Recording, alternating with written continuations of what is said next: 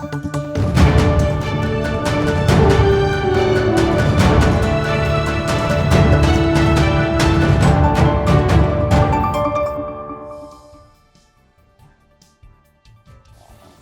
warga Jakarta, balik lagi dalam program Berita Jakarta hari ini, Kamis 22 Januari 2026. Ada kabar apa di Jakarta hari ini? Saya Robby Cahyadi, kami akan hadirkan berita pilihan dan informasi terbaru untuk Anda.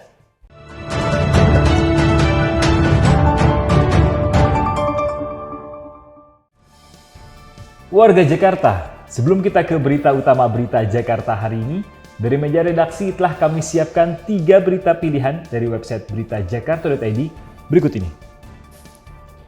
Informasi pertama, Pemprov DKI Jakarta memastikan tidak ada pemangkasan anggaran penanganan banjir dan mitigasi cuaca dalam APBD 2026. Gubernur Pramono Anung menegaskan, antisipasi cuaca ekstrim menjadi prioritas. Fokus pada normalisasi sungai, penambahan pompa baru, termasuk operasi modifikasi cuaca telah disiapkan untuk 1 bulan penuh. Pramono juga membuka opsi work from home atau WFH bagi siswa sekolah jika curah hujan tinggi terus berlanjut. Kemudian informasi warga Jakarta diminta waspada. BPBD DKI Jakarta mengeluarkan peringatan dini cuaca ekstrim untuk periode 21 hingga 27 Januari 2026. Potensi hujan lebat diprediksi dapat memicu genangan di sejumlah wilayah. BPBD kini telah menyiagakan personel gabungan dan pompa air untuk respon cepat. Masyarakat diimbau untuk memantau informasi cuaca secara berkala dan segera hubungi Jakarta Siaga 112 jika menemukan kondisi darurat. Selanjutnya, untuk memperluas akses mobilitas warga, Transjakarta resmi memodifikasi rute Harapan Indah Pulau Gadung. Rute tersebut melayani titik pemberhentian baru termasuk halte Ujung Menteng, Raya Bekasi Pulau Gebang, dan Rawat Rate. Layanan beroperasi mulai pukul 5 pagi hingga 10 malam. Untuk jadwal dan posisi bus real time, pelanggan dapat mengecek langsung melalui aplikasi TJ Transjakarta. Informasi selengkapnya, warga Jakarta bisa langsung kunjungi website beritajakarta.id, website berita resmi pemerintah Provinsi DKI Jakarta.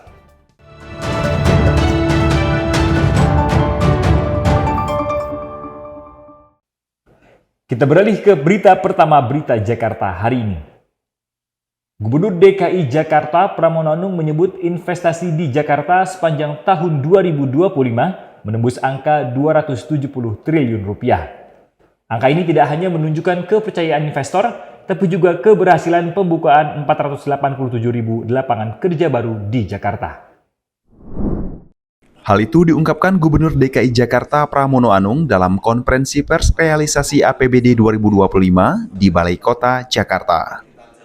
Pramono mengatakan total investasi di Jakarta mencapai 270,9 triliun rupiah.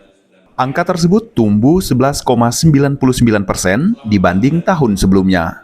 Dengan rincian penanaman modal dalam negeri atau PMDN sebesar 175,3 triliun rupiah, dan 95,6 triliun rupiah penanaman modal asing.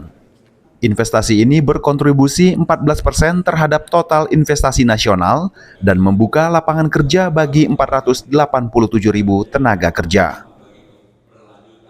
Berkaitan dengan investasi yang kami tadi sudah sampaikan, tahun 2025 mencapai 270 triliun, tumbuh 11,99%, termasuk pertumbuhan investasi yang cukup tinggi di Indonesia. Investasi yang ada di Jakarta tersebut membuka ruang lapangan kerja kurang lebih 487.000 tenaga kerja. Pramono menilai kepercayaan investor untuk berinvestasi di Jakarta sebagai dampak dari pemangkasan birokrasi perizinan yang dilakukan Pemprov DKI. Selain sektor investasi, indikator ekonomi lainnya juga menunjukkan tren positif. Salah satunya adalah digitalisasi ekonomi, terutama penggunaan kris di pasar-pasar tradisional yang meningkat hingga 47%. Sementara stabilitas ekonomi terjaga dengan tingkat inflasi di angka 2,63%, lebih rendah dari inflasi nasional. Dengan indeks keyakinan konsumen yang berada di level optimis, konsumsi rumah tangga diyakini akan tetap menjadi penopang utama perekonomian Jakarta ke depannya. Tim Berita Jakarta melaporkan. Kita beralih ke berita selanjutnya. Pemerintah Provinsi DKI Jakarta menjamin akses pendidikan yang setara bagi seluruh peserta didik, termasuk penyandang disabilitas. Hal ini ditandai dengan diluncurkannya armada baru angkutan sekolah ramah disabilitas tahun 2026. Gubernur DKI Jakarta Pramono Anung secara resmi melepas 32 armada bus baru dan membuka 5 rute tambahan di Balai Kota Jakarta. Penambahan bus medium dan mikro ini merupakan bentuk nyata komitmen pemerintah DKI dalam menjamin hak mobilitas yang setara bagi siswa penyandang disabilitas.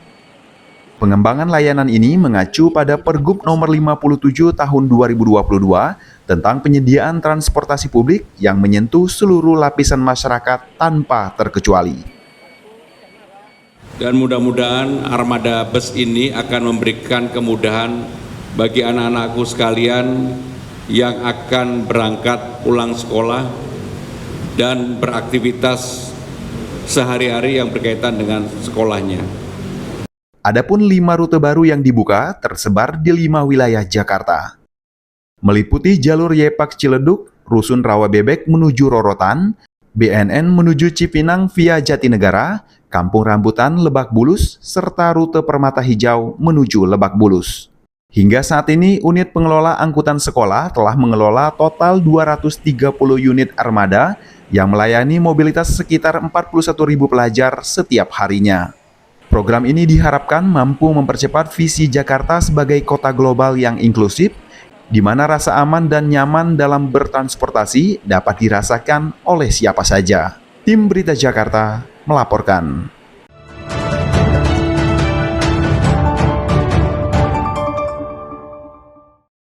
Kita ke segmen Info Jakarta. Pemerintah Provinsi DKI Jakarta menambah lagi fasilitas bagi penyandang disabilitas. Dinas Perhubungan DKI Jakarta menerbitkan stiker khusus untuk kendaraan penyandang disabilitas. Apa fungsi dari stiker ini? Kendaraan yang terpasang stiker khusus ini akan mendapatkan pengecualian melewati kawasan ganjil genap. Apa saja syaratnya dan bagaimana pengajuannya? Simak informasi dari Dinas Perhubungan DKI berikut ini. Stiker disabilitas di Sub DKI Jakarta hadir untuk mendukung aksesibilitas Abang None yang lebih inklusif.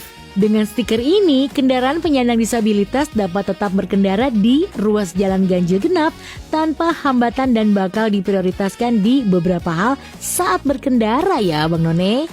Nah, pengajuan stiker disabilitas ini bisa dilakukan dengan melampirkan surat permohonan, fotokopi KTP, KK, SIM, STNK, foto, rekam medis, dan pendukung lainnya.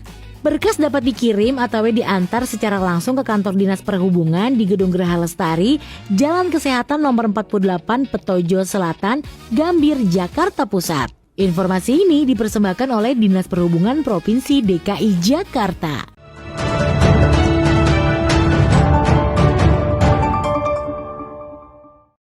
Beralih ke informasi cuaca. Sebelum memulai aktivitas esok hari, warga Jakarta bisa melihat perakiraan cuaca yang dirilis BMKG berikut ini.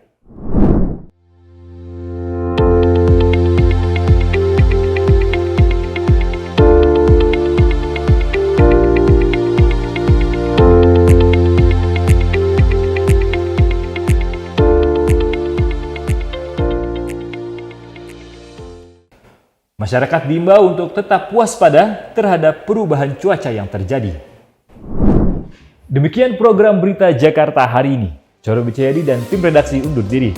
Menyongsong 5 abad Jakarta, jati diri Indonesia, megapolitan dunia. Sampai jumpa.